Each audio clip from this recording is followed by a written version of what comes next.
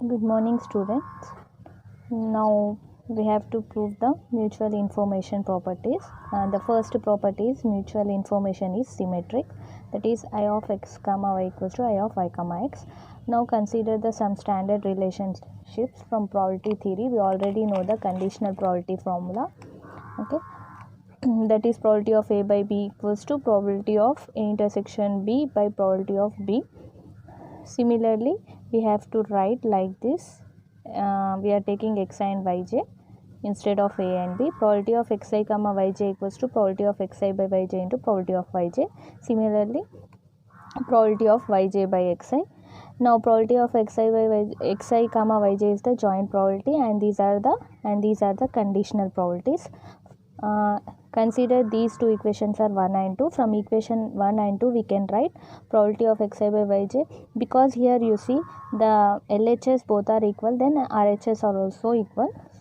From that you have to write probability of xi by yj into probability of yj equals to probability of yj by xi into probability of xi.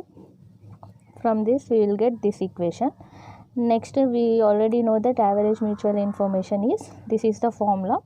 Next, similarly I of y of x. Now from equation 3 and 5 can be written as from equation 3 5 can be written as in place of this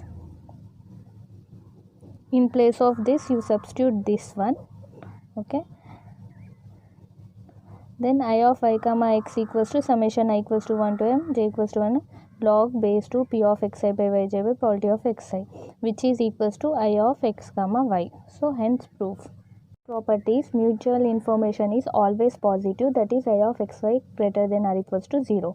Now you have to write the mutual information formula, this one. Next, we know that probability of xi by yj conditional probability, which is equals to probability of xi comma yj by probability of yj. Now substitute this value here. Okay, we already know that log x by y base 2 can be written as minus log 2 y by x. Okay, when you are substitute this value here, then we will get this equation. Okay, next, in the above equation can be written as like this: minus of I of x comma y summation I equals to 1 m summation j equals to 1 to n probability of xi yj. Okay, we have to take log base to p of xi p of yj by probability of xi by y, probability of xi yj. We are taking minus from this side.